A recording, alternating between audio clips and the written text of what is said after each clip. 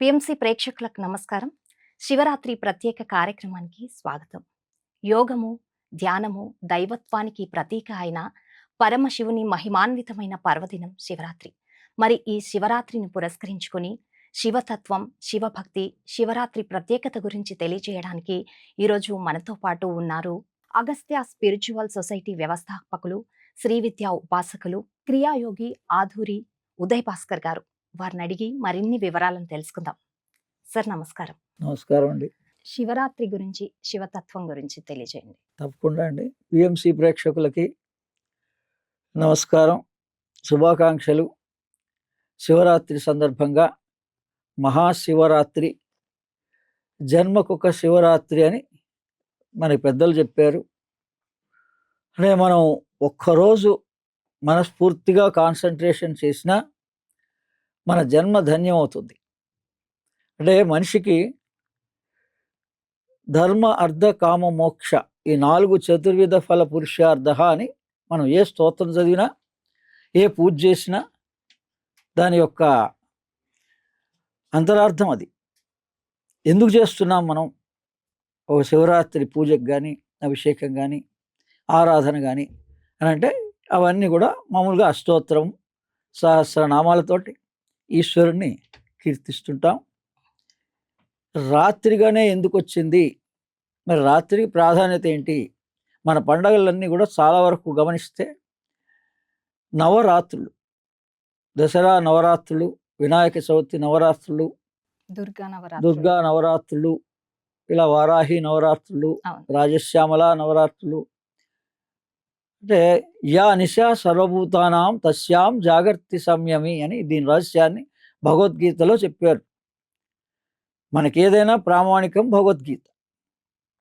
మనకే సంశయం వచ్చినా ఆధ్యాత్మికంగా మొట్టమొదట మనకి భగవద్గీత బాగా అర్థం అవ్వాలి. అందులో ఏమన్నాడు? యా నిశా సర్వభూతానాం తస్యాం జాగర్తి సంయమి. అంటే అన్ని భూతాలు నిద్రావస్థలో ఉన్నప్పుడు యోగి అనేటువంటి వాడు మేల్కొని ఉంటాడు.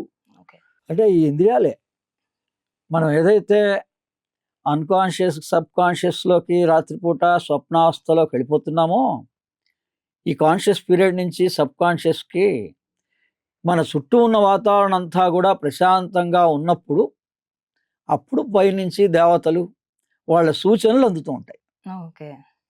చాలామంది దానికి మనకు కథగా ఏం చెప్పారంటే దేవతలు రాత్రిపూట విహరిస్తుంటారు అని చెప్పారు. అంటే అర్థం ఏంటి? ఈ బయట డిస్టర్బెన్స్ టైంలో మనం మన లోపలనే ఉన్న భగవంతుడిని మనం పొందలేము. అవును. అందుకని ఆ రాత్రిపూట కనుక మనం జపమో, జాగరణో అనేక విభాగాలుగా మనకి చూపించారు.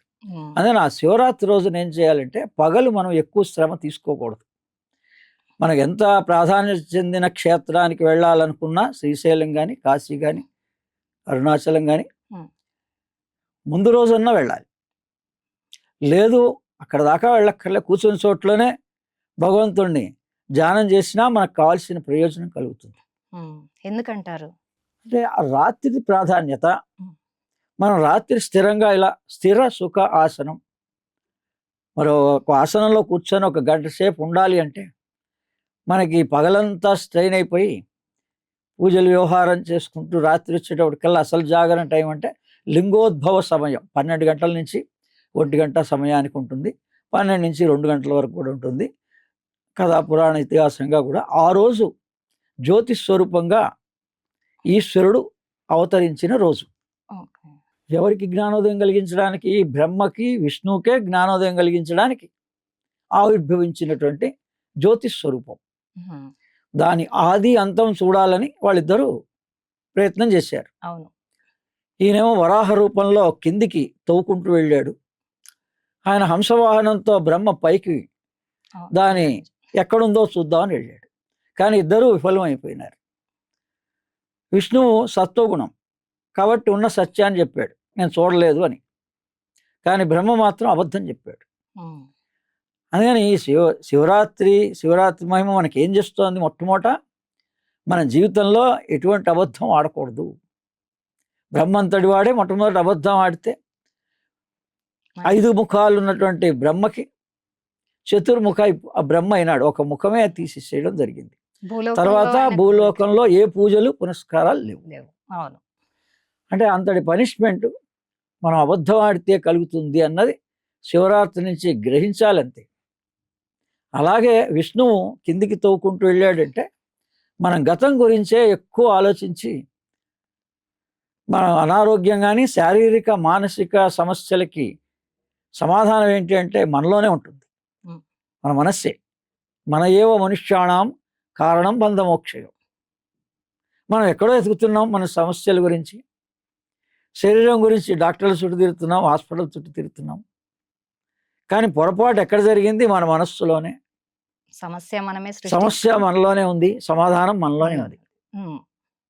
అందుకని ఇటువంటిది ఈ రోజు గనక, ఈ శివరాత్రి రోజు గనక మనం జాగృతితో ఉండడం, జాగరణ అంటే అర్థం ఏంటి? అవేర్నెస్తో ఉండడం, ఉమ్. కాన్షియస్గా ఉండాలి. మనలో ఏం జరుగుతోంది గమనించగలగాలి. అంటే మనకి చైతన్యం, బాడీ, మైండ్, కాన్షియస్నెస్ అని 3 రకాలుగా ఉంటుంది. మన బాడీ అంతా 3 భాగాలు: ఉమ్. శరీరము, మనస్సు, కాన్షియస్నెస్, చైతన్యం. చైతన్యం పేర్లు, కాలేజీ పేర్లు, వాడుక భాషలో చైతన్యం అనుకుంటున్నాం, కానీ కనీసం ఆ కాన్షియస్నెస్ని మనం గుర్తించాలి అన్న స్పృహ లేకుండా మనం జీవిస్తున్నాం. అంటే మొట్టమొదట కాన్సన్ట్రేటింగ్ పాయింట్ హార్ట్ సెంటర్లో ఉంటుంది. అవును. త్రికోణాంతర దీపిక అని చెప్పేసి లలితా సహస్రనామంలో వస్తుంది. మన హార్ట్ సెంటర్లో ఉమ్. పైన సూర్యుడే, కింద ఈశ్వరుడు. 2 రకాలుగా లేవు భగవంతుడు, ఉన్నది భగవంతుడు ఒకటే. పైన ఉంటే ఆయన్ని సూర్యుడు అన్నారు, అదే కింద ఉంటే శివలింగం అన్నారు. కానీ ఆ సూర్యుడు ఆదిత్య హృదయంగా తెలియజేస్తున్నాడు. ఎక్కడున్నాడు సూర్యుడు? మన లోపల. సూర్యుడన్నా ఆదిత్యుడన్నా ఒకటే, హృదయంలో ఉన్నాడు అని చూపిస్తున్నాడు. ఉమ్. భగవంతుడు ఎక్కడున్నాడు అంటే మనం ఎక్కడే తక్కర్లే, మనలోనే ఉన్నాడు. ఉమ్. అలాగే మనకి భగవద్గీత ప్రకారంగా ఈశ్వర సర్వభూతానాం హృదయార్జున తిష్టతి, నీ హృదయంలోనే ఉన్నాడు అని చూపిస్తున్నాడు భగవంతుడు. సర్వజీవుల్లోనూ కూడా ఉన్నాడు అన్నాడు. ఆ చైతన్యం ఏదైతే ఉందో, ఈ శివరాత్రి రోజున మనలో ఉన్నటువంటి అణువులన్నీ కూడా ఇవన్నీ శివలింగాకృతిలో రూపాంతరం చెందుతాయి అని కనుక్కున్నారు ఋషులు. ఓకే. తర్వాత ఈ మనం ఆసనంగా, ఒక స్థిర సుఖ ఆసనంగా మనం ఎలా బాస్ పెట్టేసి కూర్చుంటే మన దేహమే ఒక శ్రీచక్ర స్వరూపం. అందుకని ఈ శ్రీచక్రానికి కేంద్ర బిందు ఉంటుంది, సెంటర్ పాయింట్. అది బ్రహ్మరంధ్రం దగ్గర. అందుకని అక్కడికి ఈ అణువులన్నీ కేంద్రీకృతం అవుతాయి అని ఆ కాన్షియస్నెస్ అక్కడ మనం గమనించవచ్చు. ఆ లింగోద్భవ సమయంలో 12 గంటల నుంచి 1 గంట లోపల ఇది మన లోపల జరిగే మెటబాలిక్ ప్రక్రియ. మరి శివతత్వం అంటే ఏంటి? ఇంకా తత్వము అంటే ఎప్పుడు కూడా పంచభూతాత్మకం తత్వం. 5 ఎలిమెంటల్ బాడీ అని సైన్స్ కూడా చెప్తుంది. ఉన్నవన్నీ 5 ఎలిమెంట్స్: భూమి, జలము, అగ్ని, వాయువు, ఆకాశం. వీటి గురించి తెలుసుకోవడం.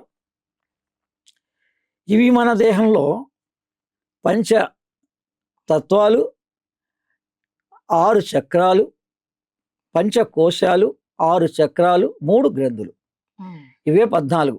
మీరు మొత్తం స్పిరిచువాలిటీ అంతా ఈ 14 చుట్టే తిరుగుతూ ఉంటుంది. దీన్నే ఏమన్నారు? భువనేశ్వరి. ఎన్ని లోకాలు ఉన్నాయంటే 14 లోకాలు ఉన్నాయని చూపించారు. అది బాహ్యంగా. మన దేహంలోనే పంచకోశాలు, 6 చక్రాలు, 3 గ్రంథులు.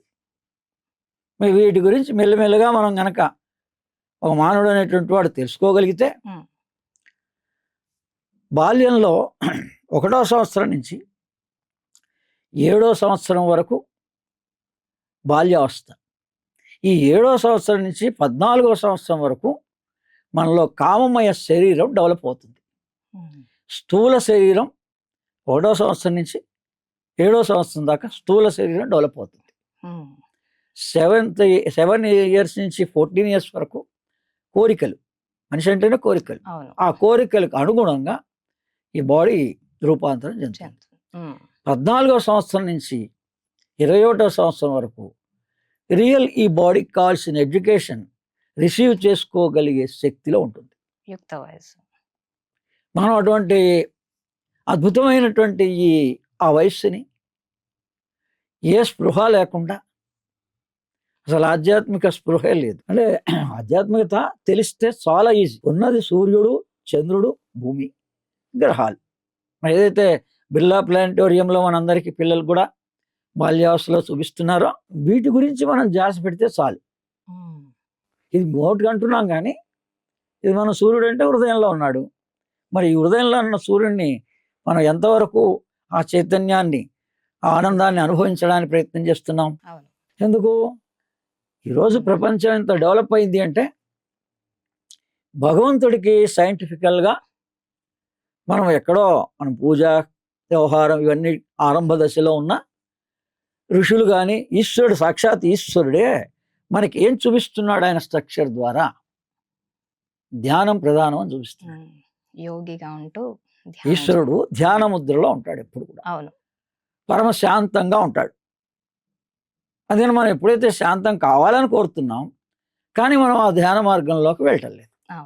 నోటితో అడుగుతున్నారు కానీ ఆ రోజు మనకి ఈ స్పృహ వస్తుంది. మనం ఏది అంటే మనస్సు చంద్రుని యొక్క కళలు అమావాస్యకి పూర్తిగా క్షీణిస్తాయి కదా, ఏమి ఉండవు. అంటే మన మనస్సు విజృంభణ తగ్గిపోతుంది. మనం ప్రతివాడికి ధ్యానం చేసుకోవాలని ఉందని అంటాడు, భగవంతుని తెలుసుకోవాలని ఉంది అంటాడు. కానీ 90 ఏళ్ళు ఇచ్చిన వయస్సు ఆ భగవంతుని తెలుసుకోవడానికి ఉపయోగించటం లేదు. తెలుసుకోవడమే, భగవంతుడికి మనం చేసేదేం లేదు. జిజ్ఞాస. ఈ మనిషికి భగవద్గీతలు చెప్తాడు 4 రకాలుగా ఉంటారు మన మానవులందరూ. ఆర్తో, అర్ధార్థో, జిజ్ఞాస, జ్ఞాని. జీవితాంతం కూడా ఆర్తుడు అర్ధార్థుగానే జీవిస్తున్నాడు. అంటే భగవద్గీతలోని 18 అధ్యాయాల్లో మొదటి అర్జున విషాద యోగంలోనే అందరూ జీవితం అంతా ఉన్నారు. భగవంతుడు చూపించిన కర్మని యోగంగా ఎలా మార్చుకోవాలో, భక్తిని ఎలా యోగంగా మార్చుకోవాలో, జ్ఞానాన్ని ఎలా యోగంగా మార్చుకోవాలో ఈ టెక్నాలజీనే ఉపయోగించుకోవటం లేదు. గురువుగారు, శివరాత్రి సందర్భంగా శివారాధన ద్వారా శివతత్వానికి మరియు శివారాధనకి ఉన్న సంబంధం ఏంటి చెప్పండి? తప్పనిసరిగా అంటే ఈశ్వరుని వాళ్ళు మన పిల్లలకి అర్థం చేసిన ఆ ఈశ్వరుని యొక్క స్వరూపాన్ని చూసి, ఆ ఈశ్వరుడు చర్మాన్ని ధరిస్తాడు అంటే అది ఏం చూపిస్తోంది? భూతత్వానికి చిహ్నం. పైన గంగ ఉంది, జలతత్వానికి చిహ్నం. నేత్రం, త్రినేత్రం, 3వ నేత్రం ఉంది ఈశ్వరుడికి, అది అగ్ని. భూమధ్యం అగ్నికి తత్వానికి చిహ్నం. అలానే విభూతి ధారణ ధరిస్తాడు, అది వాయుతత్వానికి చిహ్నం. చేతిలో డమరుకం ఉంటుంది, అది శబ్దం, ఆకాశతత్వానికి చిహ్నం. అందుకని వీటిని ఏమన్నారు? ఈశ్వరుడిని అందరూ కూడా ప్రతి వాళ్ళు కూడా మామూలుగా ఓం నమ శివాయ అని ప్రతి వాళ్ళు పిల్లలకి తల్లిదండ్రులు కూడా చెప్పచ్చు, ప్రతి మనిషి ఆరాధించవచ్చు. దాంట్లో ఓం నమ శివాయ అందరికీ. అది ఇందులో ఆ అంతరార్థం ఉందన్నమాట. ఈ 5 తత్వాలని మనం యాక్టివేట్ చేసుకోవాలి. అప్పుడు అసలైనటువంటి ఓంకారం, తస్య వాచక ప్రణవ. అసలు భగవంతుడు అంటే ఎవరు, ఈశ్వరుడు ఎవరు పిల్లలు అడిగారు, మనం సమాధానం చెప్పగలగాలి. అదని పతంజలిలో ఉంటుంది, తస్య వాచక ప్రణవ అని. ఓంకారమే ఈశ్వరుడు అంటే. ఓంకారేశ్వర్ జ్యోతిర్లింగాల్లో 12 ద్వాదశ జ్యోతిర్లింగాల్లో ఒకటి ఉంది కదా. అదే ఆ పిల్లలు అడిగితే మనం ఈశ్వర ఆరాధన ఎలా చేయాలి, క్షేత్రానికే వెళ్ళి చేయొచ్చా, కూర్చుని చోట్లోనే చేసుకోవచ్చా అంటే అసలు ఈశ్వరుడు ఎవరు తెలుసుకుంటే నువ్వు కూర్చుని చోట్లోనే ఆరాధన చేయొచ్చు. ఓం నమ శివాయ. ఓం అంటే ఆల్ పర్వేడింగ్, మొత్తం సహస్రారంలో ఉండే చైతన్యం, విశ్వంలో ఉండే చైతన్యం. ఈ విశ్వ చైతన్యాన్ని మనం దేని ద్వారా రిసీవ్ చేసుకోగలుగుతాం? ఈ పైన సహస్రారం నుంచి. అందుకని ఓం అన్నప్పుడు ఏవి యాక్టివ్ అవుతుంది మన బాడీలో? బ్రెయిన్ యాక్టివేట్ అవుతుంది. నాభి, అందుకని నా అని పెట్టారు అక్కడ. నాభి, ప్యాంక్రియాసిస్ యాక్టివేట్ అవుతుంది. మా విశుద్ధ చక్రం యాక్టివేట్ అవుతుంది. ఇక్కడున్న ప్రాబ్లమ్స్ అన్నీ ఆ మా అనేటువంటి దాని ద్వారా, బీజాక్షరం ద్వారా పోతాయి. దాని ఆ ఓం నమ శివాయ మనం పలుకుతున్నప్పుడు ఎక్కడెక్కడ అబ్జర్వ్ చేయాలి, ఏ ఏ బీజాక్షరాన్ని ఎక్కడ అబ్జర్వ్ చేయాలి. ఓం, నా, మా, సి అంటే మూలాధారం, వా వం బీజం స్వాధిష్టానం, యా వాయుతత్వమైన అనాహతం. ఈ మొత్తం గ్లాండ్స్ అన్ని మనం రెక్టిఫై చేసుకోవచ్చు, మన రోగాన్ని మనమే నివారణ చేసుకోవచ్చు. ఇటువంటి పర్వదినాల్లో ఆ భగవంతుణ్ణి స్మరిస్తూ మనం గనక యోగ ధ్యానం ఆచరిస్తే నిర్విరామంగా రోజు మనకు ఆ ఇంట్రెస్ట్ క్రియేట్ అయ్యి మనం రోజు యోగ ధ్యానం చేయగలుగుతాం. వాటి కోసమని ఈ పర్వదినాలను ఉపయోగించుకోవాలి. ఓకే ఓకే ఈ రకంగా ఎంతైనా తెలుసుకోవచ్చు మనం. వాటి అంతరార్థం విశేషంగా ఉంటుంది. అదని ఎంత ఇష్టపూర్వకంగా మనం దీనికి మామూలప్పుడు కూడా మన సమయాన్ని కేటాయించి ఆ నాలెడ్జ్ని పొందడానికి ప్రయత్నం చేయాలి ఫస్ట్. గురువు గారు, మరి శివరాత్రి రోజు ఉపవాసం చేస్తూ ఉంటారు.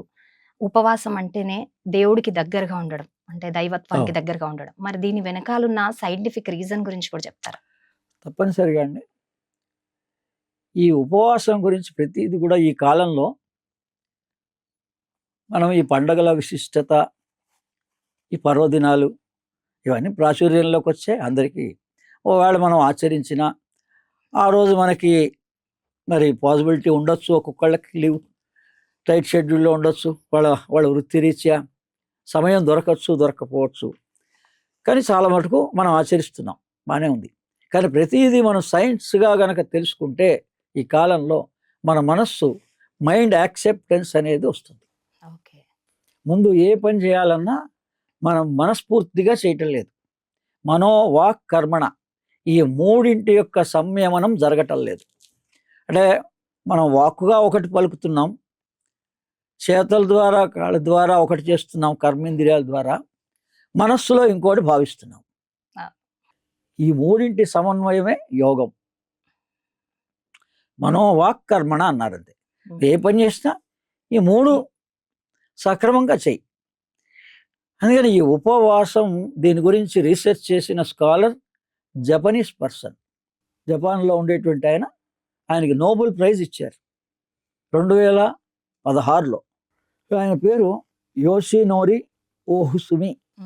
మనం యూట్యూబ్లో కనుక ఈ పేరుని సెర్చ్ చేస్తే మనకు కావాల్సినంత నాలెడ్జ్, అంటే ఆయన ఎంతవరకు పరిశోధన చేశాడు, క్యాన్సర్తో సహా ఉపవాసం వల్ల నివారణ చెయ్యొచ్చు అని పరిశోధనల్లో తేల్చాడు. మరి మన ఈ రోజుల జనరేషన్కి, తల్లిదండ్రులకి మరి ఎందుకు ఉపవాసం చేస్తున్నారు అనేదానికి, ఉపవాసం చేస్తే ఏమి లాభం ఉంటుంది అనేదానికి మరి ఒక అవగాహనే లేదు. ఇక్కడ బీపీ, షుగరు ఇవన్నీ ఉంటున్నాయి, వీళ్ళేమో బలవంతంగా ఉపవాసం చేస్తున్నారు. అటువంటి వాళ్ళు చేయకూడదు. అందుకని దీని గురించిన సంపూర్ణ అవగాహన ఉండి మనం గనక చేసినట్లయితే మనలో ఉండేటువంటి ఈ వ్యర్థ కణాలు తిరిగి మళ్ళీ యాక్టివ్గా మారతాయి అన్నది అసలైన ఆ ఉపవాసం చేసినప్పుడు జరిగేటువంటి పరిణామం దేహంలో. మరి దానికి తగ్గట్టుగా మన బాడీ ఉందా అంటే లిక్విడ్ డైట్ తీసుకోవాలి. కంప్లీట్గా ఎప్పుడు కూడా ఎంటీగా పూర్తి ఉపవాసం చేయకూడదు. వాళ్ళు ఉండలేని వాళ్ళైతే జావగా తీసుకోవచ్చు, మరి పదార్థంగా కూడా తీసుకోవచ్చు. ఇప్పుడు మీరు అన్నట్టు ఆరోగ్యపరంగా మొట్టమొదట ఆరోగ్యం, మన ఆరోగ్యాన్ని మనం దృష్టిలో పెట్టుకొని మనం ఈ భగవత్ సంబంధమైనది కావచ్చు, పూజ కావచ్చు, ఉపవాసం కావచ్చు.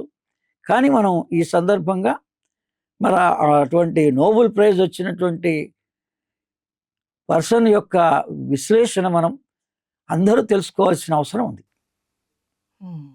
మన ఋషులు ఎంత ప్రాధాన్యత, సైంటిస్టులు ఋషులు ఇద్దరు కూడా సమానమే.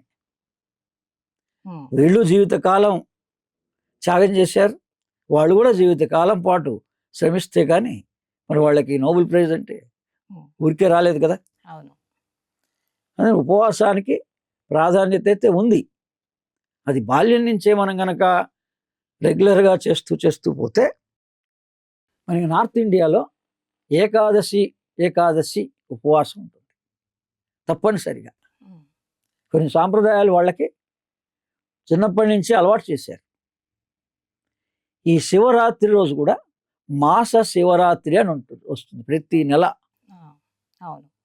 మనం ఏదైతే ఒక పద్ధతిగా ఈ శివరాత్రి రోజున అబ్జర్వ్ చేయాలనుకున్నామో భగవంతుడు మనకి 11 సార్లు అవకాశం ఇస్తున్నాడు. దీన్ని ముస్లిమ్స్ కూడా జగ్నకే రాత్ అని వాళ్ళు రెగ్యులర్గా పాటిస్తున్నారు. మనం అలా ప్రతి నెల కూడా ఆ జిజ్ఞాస ఉండాలి, ఈశ్వరుడు ఎవరు, ఎలా ఆచరించాలి ఈ రాత్రిని అని మనం ఎంత తెలుసుకొని ఆచరిస్తూ పోతే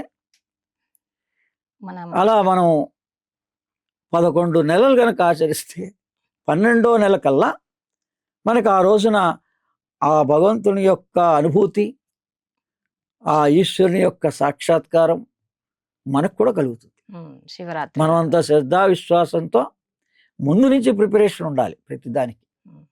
అయితే గురువుగారు, ఇప్పుడు శివుడు అంటేనే యోగంలో ఉంటాడు, అంటే ధ్యానంలో ఉంటాడు, ధ్యానావస్థలో ఉంటాడు.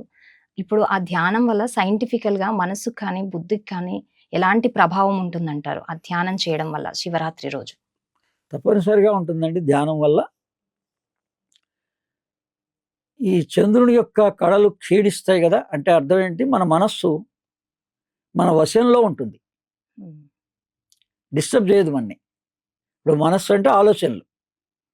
మనం ఒక పూజ చేయాలన్నా ధ్యానం చేయాలన్నా మనం స్థిరంగా కూర్చోగలుగుతాం. మన దేహంలో ఉండేటువంటి అణువులన్నీ కూడా మన అధీనంలో ఉంటాయి. అది రూపాంతరం ఏంటంటే శివలింగంగా ఆవిర్భవిస్తాయి అని చెప్పారు. అంటే ఒక రౌండ్ షేప్లో ఆ శివలింగమే మన శిరోభాగం.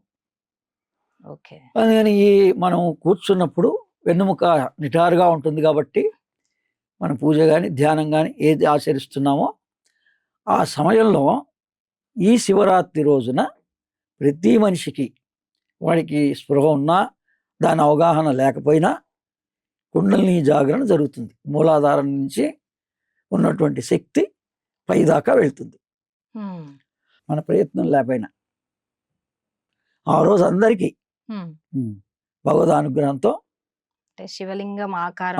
శివలింగం అంటే అర్థం ఏంటి, మీ కాన్షియస్నెస్ ఇక్కడికి వస్తుంది అని అర్థం. మనకు కావాల్సిందే అది కదా, బాడీ మైండ్ కాన్షియస్నెస్. మన కాన్షియస్నెస్ని మనం గుర్తుపట్టగలిగితే అదే ఆనందం, అదే చైతన్యం, దాన్నే ఆత్మ అంటారు. అది సచ్ చిత్ ఆనంద స్వరూపం. మనం బయట ఆనందం కోసం ప్రయత్నం చేస్తున్నాం మనుషులు, పదార్థ రూపేణ, వస్తు రూపేణ, ధనం రూపేణ. కానీ అసలైన ఆనందం మన లోపలనే ఉంది. ఈ జ్ఞానం తెలవడమే ఆ రోజు ఆ ఉపవాస దీక్ష ధ్యానం చేసిన ఫలితం ఏంటి అంటే, మనకి అజ్ఞానం వల్లనే ఇవన్నీ కష్టాలు. మనం ప్రతి వాళ్ళం జీవాత్మ అని చెప్తున్నాం, ఆత్మతో అనుసంధానమైందే జీవుడు.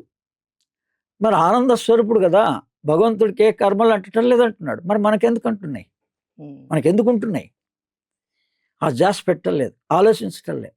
జస్ట్ ఆలోచన విధానంలో మార్పు వచ్చి మన ఈ పర్వదినాలని కానీ రెగ్యులర్గా ప్రాక్టీసెస్ కానీ ఆ రోజు నిజంగానే మనం కనుక ధ్యానాన్ని ప్రాక్టీస్ చేస్తే మనకు ఒక రెగ్యులారిటీ వస్తుంది. రోజు కూడా ఇలా చేస్తే బాగుంటుంది అనేటువంటి భావన వస్తుంది మనకి. అయితే గురువుగారు, శివరాత్రి రోజు భూమికి చంద్రుడికి మధ్యన ఆకర్షణ శక్తి వల్ల మన శరీరంలో ఎలాంటి మార్పులు జరుగుతాయంటారు ఆ రోజు ధ్యానం చేయడం వల్ల కానీ జాగరణ చేయడం వల్ల కానీ? తప్పనిసరిగా అండి, ఈ చంద్రుడు క్షీణదశ అమావాస్య రోజున ఏ కళలు 16 కళలతో చంద్రుడు విరాజిల్లుతూ ఉంటాడు. పౌర్ణమి రోజున నిత్య కళ అంటాం, 15 దాటాక 16వ కళ. అదే అమావాస్యకు వచ్చేటప్పటికల్లా తగ్గుతూ తగ్గుతూ తగ్గుతూ వస్తుంది. ఈ శివరాత్రి అనేది అమావాస్యకి ముందు రోజు జరుగుతుంది. కాబట్టి ఈ అమావాస్యలో ఉండేటువంటి, అమావాస్య అంటే శూన్యం, ఇంకో మాట ఏంటంటే శూన్యం, ఆకాశం గగనం శూన్యం అంటారు. అందుకని ఈ క్రియేషన్ ఎక్కడి నుంచి స్టార్ట్ అయింది అన్న జ్ఞానం మనకి ఆ రోజు సైంటిఫికల్గా మనం కనుక ఆ ధ్యాన మార్గంలో ప్రయత్నం చేస్తే ఆత్మన ఆకాశ సంభూత ఆకాశాత్ వాయు వాయోరగ్ని అగ్నోరాప ఆపహో పృథ్వీ పృథ్వో ఔషధ ఔషధ అన్నాత్ అన్నాత్ పురుష. ఇది మొత్తం క్రియేషన్.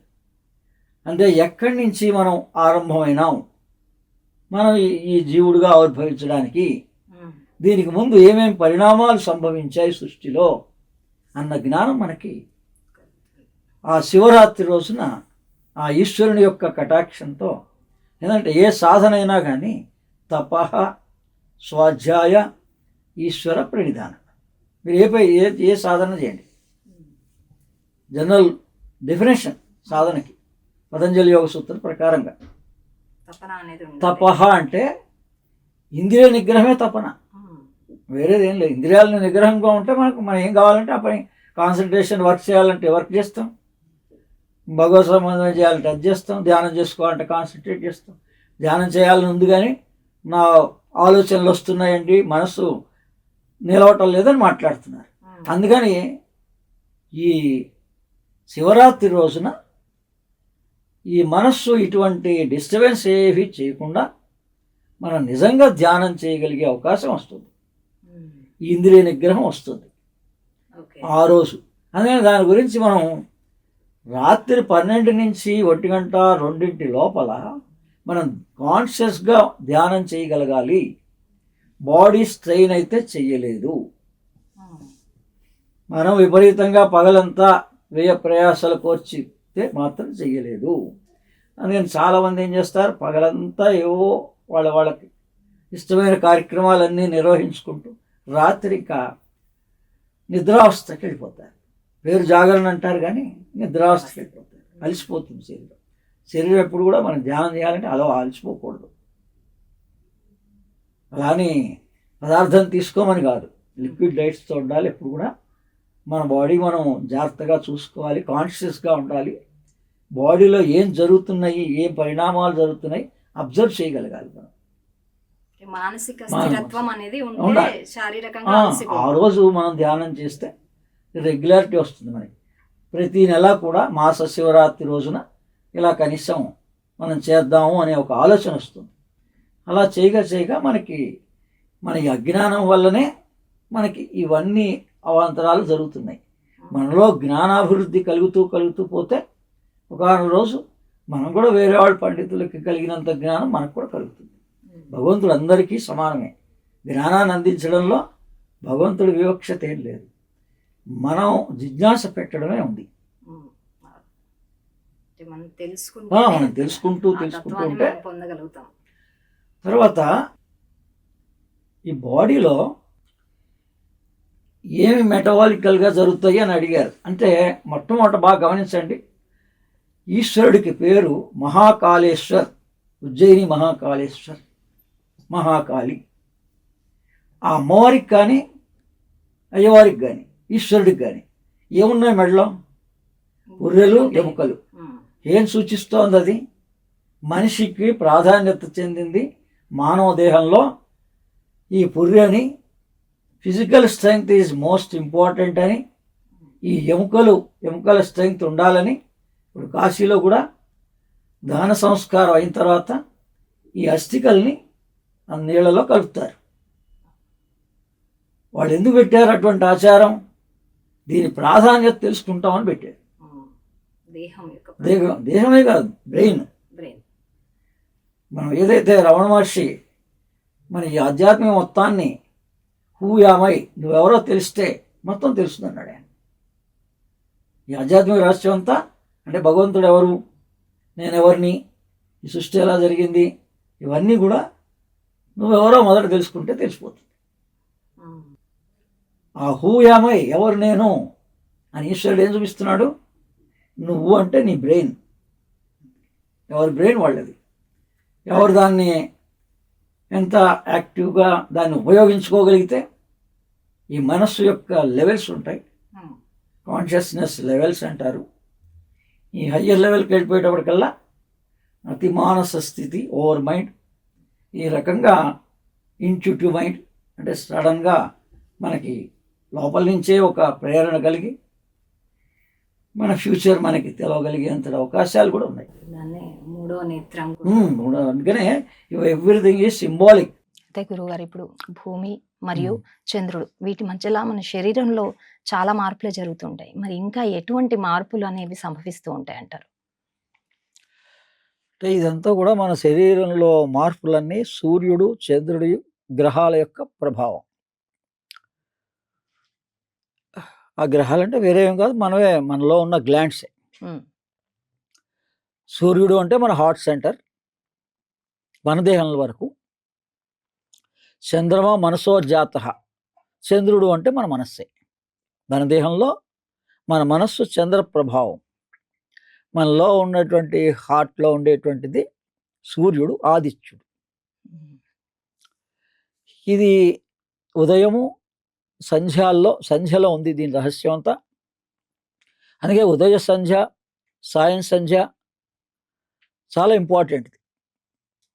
ఏదైతే మనకి సూర్యుడి ద్వారా మనకు కావాల్సిన మినరల్స్ అన్నీ, కాల్షియంతో పాటు మినరల్స్ అన్నీ కూడా, గోల్డ్ కానీ, మెర్క్యూరీ, మొట్టమొదట మెర్క్యూరీ, సూర్యుని యొక్క మెర్క్యూరీ వల్ల మన లోపల ఉన్న బ్రెయిన్ ఈ రిసీవ్ చేసుకొని, మొట్టమొదట కళ్ళు అనేటువంటి దేనివల్ల ఉత్పన్నం అవుతాయంటే మెర్క్యూరీ వల్ల. చెవులు గోల్డ్ వల్ల, నోస్ సిల్వర్ వల్ల. ఈ రకంగా మనలోనే ఈ మినరల్స్ అన్నీ కూడా అవసరం. వాటి వల్లనే మన అవయవాలన్నీ డెవలప్ అయినాయి. ఇవన్నీ కూడా ఈ ఉదయం సాయంత్రము సూర్యోదయానికి 40 నిమిషాల ముందు సూర్యుడి నుంచి ఈ భూమికి వెదజల్లబడుతుంది అన్నమాట, కాల్షియం రూపేణ. అందుకని సూర్యోదయం, సూర్యాస్తయం, సంధ్యా సమయంలో ప్రార్థన ఇంపార్టెంట్. ఏం చేయకపోయినా మనం ధ్యానం చేసుకున్నా చాలు. సూర్యుడిని చూడగలిగితే ఇంకా మంచిది. ఆ సూర్యోదయాన్ని, సూర్యాస్తమాన్ని బిఫోర్ 40 minutes. ఉదయం ఈ సంధ్యా సమయంలో మనకి ఆ సూర్యుడి నుంచి వచ్చే ఈ కాల్షియంలో వెండి ఉంటుంది, సాయంత్రం బంగారం ఉంటుంది. సాయంత్రం ఏమో ఎముకలకు పనిచేస్తుంది, ఈ ఉదయం ఏమో బ్రెయిన్కి పనిచేస్తుంది. అందుకని మన బాడీలో ఏ డిజార్డర్స్ ఉన్నా మనం ఈ రకంగా సూర్యుని యొక్క జ్ఞానాన్ని, చంద్రుని యొక్క జ్ఞానాన్ని, గ్రహాల యొక్క జ్ఞానంతో రెక్టిఫై చేసుకోవచ్చు. ఈ జ్ఞానం మనకి ఆ అనుగ్రహం, ఆ ఈశ్వర అనుగ్రహం ఆయా పర్వదినాల్లో, ఈ శివరాత్రి రోజున మనకు అటువంటి జ్ఞానం తెలుసుకోవాలనే ఇంట్రెస్ట్ క్రియేట్ అవుతుంది. ఫస్ట్ మనిషికి ఇంట్రెస్ట్ అంటూ క్రియేట్ అయితే నాలెడ్జ్ వ్యాస్ట్గా ఉంది. అసలు మనిషి జిజ్ఞాసే రావటం లేదు, గుడ్డిగా ఫాలో అయిపోతున్నారు, బ్లైండ్గా ఫాలో అయిపోతున్నారు, లాజిక్ లేకుండా. ఈ రకంగా వెరీ సైంటిఫికల్గా ఈ శివరాత్రిని ఉపయోగించుకోవచ్చు. యూత్ అంతా కూడా ఆ రంగం మొదట సైన్స్గా తెలుసుకుంటే మన జీవితం, లైఫ్ ఈజ్ వెరీ బ్యూటిఫుల్. అయితే గురువుగారు, ఇప్పుడు మనము జాగరణ గురించి మాట్లాడాము, ఉపవాసం గురించి మాట్లాడాము. ఈ రెండింటిని, అంటే ఈ రెండు ఒక మనిషి శివరాత్రి రోజు చేయడం వల్ల సైంటిఫికల్గా ఎలా ఉపయోగపడుతుంది అంటారు? అంటే మామూలుగా మనం ఈశ్వరుడిని అనగానే ఈశ్వరారాధనలో ఇప్పుడు గురుముఖత సాధన చెప్పాం కదా. మనం ఏం సాధన చేస్తున్నా తపః, స్వాధ్యాయ, ఈశ్వర ప్రణిధాన, మనకి దాని గురించిన నాలెడ్జ్ ఎంత ఉంది, ఈశ్వరుని గురించి నాలెడ్జ్ ఎంత ఉంది, ఈ పర్వదినానికి సంబంధించిన జ్ఞానం ఎంత ఉంది మనకి. అందుకని ఇవన్నీ ఎందులో ఉన్నాయి మనకి? వేదంలో, శాస్త్రంలో, ఇతిహాసంలో మనకి మంత్ర, యంత్ర, తంత్రంగా ఇచ్చారు. తంత్రం అంటే స్ట్రక్చరే, మన బాడీయే, హ్యూమన్ బాడీ ఇట్ సెల్ఫ్. ఇదే దేహో దేవాలయ, ఇదే దేవాలయం, ఇదే శ్రీచక్ర స్వరూపం, మన బాడీనే. అంటే తంత్రం అంటే తంత్రం ఏమో నాలెడ్జ్. ఇకపోతే మంత్రం ఎందుకంటే ఈ పైన బ్రెయిన్లో కానీ సృష్టిలో everything is vibration, electromagnetic waves. మన బాడీలో పైన బ్రెయిన్లో ఏముంటాయంటే ఎలక్ట్రోమాగ్నెటిక్ వేవ్స్.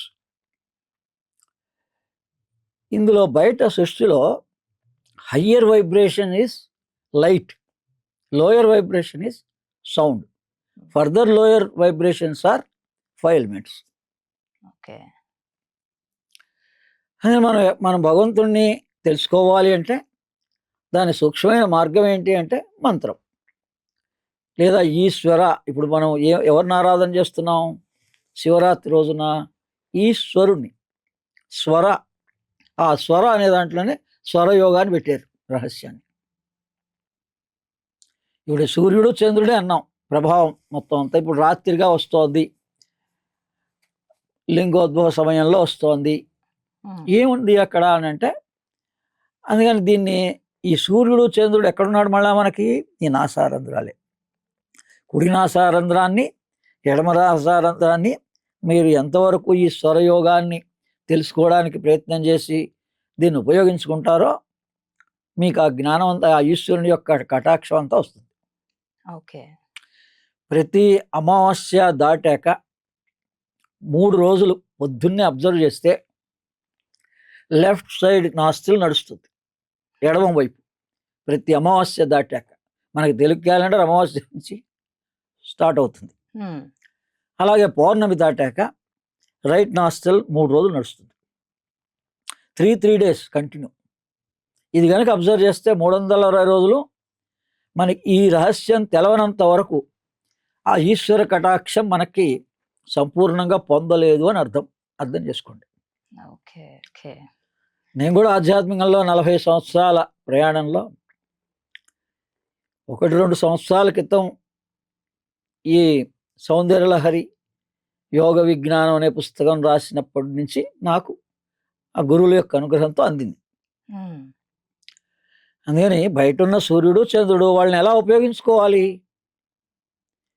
మనం కూర్చున్న చోట్లోనే ఉపయోగించుకోవచ్చు ప్రతి మానవుడు. మీ యొక్క స్వరాలని మీరు ఉపయోగించుకోవాలి, శ్వాసని. అది మా బ్రహ్మర్షి పత్రిజీ గారు, మరి ఆయన ధ్యానానికి మూల పురుషుడు. ఈ రోజు ఇంత ప్రచారం జరిగింది ఆయన వల్ల. ఆయన అనుగ్రహం ఉంది మనందరికీ. కేవలం ఒక్క మాట శ్వాస మీద ధ్యాస అంటే ఎలా? ఇప్పటివరకు మనం చర్చించినవన్నీ ఆ లోపల ఏం జరుగుతోంది పరిణామాలు అవి గమనించాలి. అందుకని ఇది ఫస్ట్ జరిగే పరిణామం ఏంటంటే, ప్రతి అమావాస్యకి పౌర్ణమికి ఏం మార్పులు బయట సంభవిస్తున్నాయో మన దేహంలో కూడా ఈ శ్వాస ద్వారా గమనించాలి. ఇది శ్వాసని గమనించడం అంటే. ఒక్క 3 రోజులు పొద్దున్న 1 గంట సేపే మీ పని మీరు చేసుకుంటూ ఉండొచ్చు. అది మరి ఇన్ని రోజుల నుంచి మనం డిజార్డర్లో ఉన్నాం కాబట్టి కరెక్ట్ ఆర్డర్లో ఉండకపోవచ్చు. మీరు ప్రయత్నపూర్వకంగా దాన్ని మార్చే ప్రయత్నం చేయండి. అందులో 2-3 విభాగాలుగా ఉంటుంది. అలా క్లోజ్ చేసి మార్చవచ్చు, ఇది ఒక సైడ్ ఇలా చేయి పెట్టుకొని మార్చవచ్చు, పడుకొని మార్చవచ్చు. అసలు నిద్ర లేస్తూనే అబ్జర్వ్ చేయాలి, దాన్ని రెక్టిఫై చేసుకోవాలి. అలా కనుక మనం లైఫ్ని కొనసాగిస్తే ఇది అసలైన శ్వాస మీద ధ్యాస. ఇలా అనేక రకాలుగా ఉంది, ఒకటే అని కాదు. ఇది ఈశ్వర అనే దాంట్లోని రహస్యం. అలానే మంత్రంకి వచ్చేటప్పటికల్లా ఓం త్రయంబకం యజామహే సుగంధిం పుష్టివర్ధనం ఉర్వారుకునివ బంధనాన్ మృత్యోర్మోక్షీయమామృతాత్. అది పీఠాధిపతుల వంశం, మా మేనమామ విమలానంద భారతి. అందుకని అందరికీ కూడా అసలు మామూలుగా కూడా ఈశ్వరుని యొక్క మంత్రాన్ని ప్రతి తల్లిదండ్రి పిల్లలకు ఉపదేశించవచ్చు. అందుకని ఎటువంటి నియమాలు అంటే ఇది ఉపదేశం చేయొచ్చా చేయకూడదా అని సందేహం లేకుండా పిఎంసి ప్రేక్షకులందరూ కూడా ఈ మంత్రాన్ని స్వీకరించి ఆ రోజు నుంచి ఆచరించవచ్చు. ఓకే. అయితే గురువుగారు, ఇప్పుడు మన ప్రాచీన భారతీయులందరూ కూడా పండగలని సైంటిఫికల్గా డిజైన్ చేస్తారు, అంటే ఈ మాసము ఈ కాలము అని. మరి ఇప్పుడు శివరాత్రిని ఏ ఉదాహరణగా తీసుకోవచ్చు అంటారు? అదే ఇప్పుడు ఈ భగవత్ రహస్యం అంతా ఆయా నామాల్లో ఆయా మంత్రాల్లో, అనేక మంత్రాలు ఉన్నాయి కదా, ఈశ్వరుడు కూడా అనేక మంత్రాలు ఉంటాయి. ఏ ఒక్క మంత్రాన్ని తీసుకున్నా అదే త్రయంబకం యజామహే సుగంధిం పుష్టివర్ధనం ఉర్వారుకునిబంధనాన్ మృత్యోర్మోక్షీయమామృతాత్. ఈ ఒక్కొక్క పదాన్ని గనక మనం అర్థం చేసుకోవడానికి ప్రయత్నం చేస్తే అనంతమైనటువంటి జ్ఞానం. ఈ స్వామి చిన్మయానంద లాంటి మహానుభావులు హిమాలయాల్లో తపస్సు చేసిన వాళ్ళు అనేది చాలామంది దీనికి వ్యాఖ్యానం చెప్పారు. అంటే ప్రతి మనిషికి ఈ జీవితంలో జీవితం ప్రాధాన్యత కన్నా ఎండింగ్ ఈజ్ మోర్ ఇంపార్టెంట్. మనం ఎక్కడన్నా ఒక చోట మీరు పనిచేస్తున్నారు, ఇక్కడ మీ ప్రమోషన్ ఆ చివరి దాన్ని ఎక్కువ ప్రాధాన్యత ఇస్తారు, కానీ మొదటి కాదు కదా. చివరి మీరు ఇంత కష్టపడ్డారు, కొన్నేళ్ళు అయిన తర్వాత లాస్ట్లో కదా మీకు లెక్క కట్టిచ్చేది ఎంత వస్తుంది అనేది. అలాగే మన జీవితం అంతా కూడా మీరు జీవితంలో అదృష్టంగా ఉండొచ్చు, దురదృష్టంగా ఉండొచ్చు, కష్టాలు ఉండొచ్చు, కానీ చివరిది భయమే మరణం. దాన్ని అవాయిడ్ చేయడం కోసమే, అసలు ఆ మరణ రహస్యం తెలుసుకోవడం కోసమే ఈ మృత్యుంజయ మంత్రం. అంటే దీన్ని ఆయుష్ పెంచడానికి కానీ, అనారోగ్యాల్లో ఉన్నప్పుడు దాన్ని ఆరోగ్యం పొందడానికి కూడా ఉపయోగిస్తారు, కాదంటలే. కానీ అసలు పర్పస్ ఏది? మరణం అంటే ఏంటో ఆ భయం మీకు ఎంత త్వరగా తొలగితే జీవితం అంతా హ్యాపీగా ఉంటుంది. అని ఇందులో ఏమన్నాడు ఆ మంత్రంలో, దోస పండులాగా, అంటే దోసకాయ తీగకి చాలా గట్టిగా మనం ఇలా తెంపితే తెగ తొందరగా, కానీ అదే కనుక పండుగ అయిపోయినటువంటి ఫలాలు ఎలా అవుతాయి, చివరికి త్వరగా విడిపోతుంది. అలాగే మన దేహంలోంచి చిట్ట చివరిలో ఈ జీవుడు సులభంగా దేహాన్ని వదిలేయాలి. ఆ కాన్షియస్నెస్ రావాలి మనిషికి. అంటే నేను దేహం కాదు, దేహం లోపల చైతన్యాన్ని నేను. కృషించేది దేహం, క్షీణించేది దేహం రోజు రోజుకి. ఇది నేను కాదు, నేను ఎప్పటికీ కాన్స్టెంట్గా ఉండేటువంటి వాడిని అనేదే జ్ఞానం.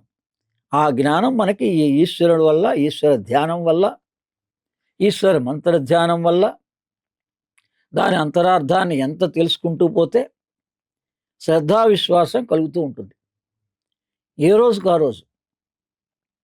అందుకని ఈశ్వర ధ్యానం ప్రతి మనిషి ఆచరించాలి. ఈ రకంగా మంత్రాన్ని మనం పఠించవచ్చు, దాని అర్థాన్ని అంతరార్థాన్ని గ్రహిస్తూ ఆచరించవచ్చు. ఓకే ఓకే అయితే గురుగారు, ఇప్పుడు నేటి యువత ఈ శివరాత్రిని అంటే సైంటిఫికల్గా ఎలా అనుసరించారంటారు? దీన్ని మనకి సైంటిస్టులు చెప్పాం కదండి, జపాన్ సైంటిస్టులే ఈ ఉపవాసం యొక్క ప్రాధాన్యత కూడా నోబెల్ ప్రైజ్ పొందిన వాళ్ళు జపాన్ సైంటిస్టే. అలాగే మనకున్న ఈ ఆధ్యాత్మికమైనటువంటివి, ఈ కుండలిని శక్తిని కానీ, జాగరణ, ఈ గాయత్రి మంత్రం కానీ, ప్రాణశక్తి కానీ, మన పేర్లు వేరే వేరే ఏ పేర్లు పెట్టినా వీటన్నిటి మీద పరిశోధన చేసిన మహానుభావుడు హిరోషి హోతియామా అని ఒక జపాన్ సైంటిస్ట్ ఉన్నాడు. ఆయన ఈ ఒక హనుమంతుని చిత్రం ఉంది. ఆ హనుమంతునిలోని శక్తి అంతా వాలంలో ఉంది. ఇది వేగస్ నర్వ్ అని కనిపెట్టాడు. మన దేహంలో ఈ నాభి దగ్గర నుంచి ఒక నాడి ఆజ్ఞాచక్రం వరకు ఉంటుంది వేగస్ నర్వ్. ఈ మన ఆధ్యాత్మికత మొత్తం అంతా కూడా ఏ పేరుతోటి మనం ఈ పండుగలు కానీ, పూజలు కానీ, ఈ వ్యవహారాలన్నీ చేస్తున్నామో ఎందుకోసం అంటే ఆ వేగస్ నర్వ్ యాక్టివేషన్ కోసం, కుండలిని శక్తి జాగరణ కోసమే ఇండైరెక్ట్గా. అందుకని ఇది కుండలిని అనగానే మళ్ళీ మూలాధారం నుంచే జాగృతం చేస్తూ ఉంటారు కొంతమంది. దానివల్ల కొన్ని ప్రాబ్లమ్స్ అవి వస్తుంటాయి. అందుకని ఈ రీసెర్చ్ ఎందుకు జరిగింది, ఈ నాభి దగ్గర నుంచి వేగస్ నర్వ్ మెడిటేషనే కనుక యూత్ కనుక చేసినట్లయితే, ఆయన ఆ సైంటిస్టు ఏమేమి అద్భుతమైన పుస్తకాలు రాశాడు, చక్రాల గురించి రాశాడు, మైండ్ గురించి, బాడీ గురించి, ఈ రెండింటి కాంబినేషన్ గురించి రీసెర్చ్ చేసిన స్కాలర్ ఆయన. మన బాడీ మైండ్ గురించి, చక్రాల గురించి, ఈ గాయత్రి ప్రాణశక్తి గురించి అది అద్భుతమైన విజ్ఞానం ఉంది. మనం సైన్స్గానూ తెలుసుకోవటం లేదు. ఈ పూజలు, వ్యవహారం, మంత్రము, విధానము, మరి ఇది శాస్త్రోక్తంగా ఒక గురుముఖత ఎలా నిర్వహించాలో అది నిర్వహించటం లేదు. అదే ముందు ప్రాధాన్యత సైన్స్గా తెలుసుకొని, ఆ రోజు యొక్క ప్రాధాన్యత ఏంటో తెలుసుకొని, లింగోద్భవం అంటే ఏంటో, కాన్షియస్నెస్ని ఎలా గ్రహించవచ్చో తెలుసుకొని, యూత్ అంతా కూడా మొదట సైంటిఫికల్ ఇన్ఫర్మేషన్ని వాళ్ళు ఎంత ఇంట్రెస్టెడ్గా చదవగలిగితే వాళ్ళకి ఆ ఇంట్రెస్ట్ ఆటోమేటిక్గా యోగా, మెడిటేషన్ మీద మళ్ళుతుంది. తర్వాత ప్రతి వ్యక్తిని ఈ సూర్యోదయ సూర్యాస్తమయాల్లో ఈ సంధ్యా వందనం అంతే. మీరు 3-4 శ్లోకాలు చదవచ్చు, లేదా ఈ స్వర యోగాన్ని ఉపయోగించుకోవచ్చు. ఆ టైంలో కూర్చొని స్వరాన్ని అబ్జర్వ్ చేయొచ్చు. గురువుగారు, అనులోమ్ విలోమ్ ప్రక్రియ అంటే కూడా దీని కిందే వస్తుంది. అసలు ముందు ఈ సూర్యనాడి, చంద్రనాడి న్యాచురల్గా ఎలా ఫ్లో అవుతోంది, బయట పరిణామాలు ఎలా మారుతున్నాయో మన దేహంలో కూడా మారుతున్నాయి. పత్రికారు ఏం చెప్పారు? అబ్జర్వ్, శ్వాసని గమనించు, డీప్గా గమనించు. మామూలుగా ఏదో చూసి లేకపోతే ఇలా అనుకోవడం కాదు. అనులోమంలో ఏదో 5 నిమిషాలు 10 నిమిషాలు చేసినంత మాత్రం దానివల్ల ఉపయోగం లేదు. ఇది 360 రోజులు కూడా ఏ ప్యాటర్న్లో మన ప్రాణం, మన లోపల ప్రాణ సైకిల్ అని ఉంటుందండి. ఈ బయట మనకి కాలగమనం ఎలా ఉందో 24 గంటలు మన దేహంలో కూడా ప్రాణం ఒక సైకిల్ ప్రకారంగా మూవ్ అవుతుంది. ఉదయం 6 గంటల నుంచి 6:40 వరకు మూలాధారంలో ఉంటుంది ప్రాణం. మనం అబ్జర్వ్ చేయాలి అంటే శ్వాసని మూలాధారంలో 6 నుంచి 6:40 వరకు అబ్జర్వ్ చేస్తే ఈ శ్వాస దీర్ఘంగా అక్కడ దాకా వెళ్ళగలుగుతుంది. ఒట్టెప్పుడు వెళ్ళలేదు. ఆ తర్వాత 6:40 నుంచి 6 గంటల పాటు స్వాదిష్టానంలో ఉంటుంది, ఎడినల్ గ్లాండ్లో ఉంటుంది. అక్కడ ఉన్నటువంటివి ఏమైనా ప్రాబ్లమ్స్ ఉంటే లేడీస్ కానీ రెక్టిఫై చేసుకోవచ్చు. ఓకే. అలాగే ఇక్కడ మధ్యాహ్నం, అందుకని జీర్ణ కోసం పనిచేసే టైంలోనే మీకు కావాల్సిన పదార్థాన్ని, ఘన పదార్థాన్ని స్వీకరించండి అని మధ్యాహ్నం ఎందుకు చెప్పారు లంచ్? ఈ 2 గంటల నుంచి నాభి దగ్గర 6 గంటల పాటు ఉంటుంది ప్రాణం జీర్ణకోశాన్ని పనిచేసేయడానికి ఉపయోగంగా. హార్ట్ సెంటర్లో రాత్రి 8 గంటల నుంచి ఉంటుంది 6 గంటల పాటు. అందుకని ధ్యానం అనేటువంటిది ఎప్పుడు చేస్తారండి రెగ్యులర్గా అంటే రాత్రి 8 గంటల నుంచి మీరు కాన్సన్ట్రేట్ చేయగలుగుతారు హార్ట్ సెంటర్లో.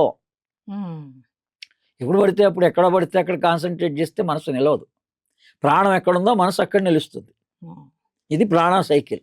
ఇది వేదంలో ఉంది, ప్రామాణికంగా ఉంది. ఆ తర్వాత నుంచి పైన ఆజ్ఞాచక్రం నుంచి 1 అవర్ ఈ 3 చక్రాల్లో తిరుగుతుంది. విశుద్ధి, ఆజ్ఞ, సహస్రారంలో ఇక్కడ వరకు 6 గంటలు. పొద్దున ఉదయం అడినల్ గ్లాండ్లో 6 అవర్స్, తర్వాత ఇక్కడ ప్యాంక్రియాసిస్ దగ్గర 6 అవర్స్, థైమస్ దగ్గర 6 అవర్స్. అదే ఇవి డాక్టర్కి కూడా ఉపయోగం. ఈ పార్ట్లలో ప్రాణం ఉన్నప్పుడు కనుక ఆపరేషన్ చేస్తే సక్సెస్ అవుతారు. ఓకే. అక్కడ రెక్టిఫికేషన్కి ప్రాణం అక్కడ ఉంటే సక్సెస్ అవుతుంది. అయితే ఇప్పుడు జాగరణ కావచ్చు, ఉపవాసించడం కావచ్చు, ఎవ్రీథింగ్ సైన్స్ అండి పూర్తిగా. మనం ఎంత అన్వేషిస్తూ ఉంటే అటువంటి రీసెర్చ్ మెటీరియల్స్ ఉన్నాయి. వాటిని మనం ఇంట్రెస్టెడ్గా చదువుతూ పోతే మనమే మన బాడీకి డాక్టర్ అవుతాం, మన కుటుంబానికి ఆరోగ్యాన్ని మనమే చేకూర్చగలుగుతాం. ఇది దాని యొక్క అంతరార్థం. ఓకే గురుగారు, చాలా చక్కగా వివరించారు. శివరాత్రి ప్రాముఖ్యత అంటే ఏంటి, శివతత్వం అంటే ఏంటి, అసలు జాగరణ ఎందుకు చేస్తారు, ఎలా చేస్తారు, మరియు ఉపవసించడం అంటే ఏంటి, జస్ట్ ఫాస్టింగ్ ఉండడం అని కాకుండా దీన్ని సైంటిఫికల్గా చాలా చక్కగా తెలియజేశారు గురుగారు. ధన్యవాదాలు. సో చూసారు కదండి, ఇది ఇవాల్టి శివరాత్రి స్పెషల్ ప్రోగ్రామ్. మరో కార్యక్రమంలో మళ్ళీ కలుద్దాం. అంతవరకు నమస్కారం.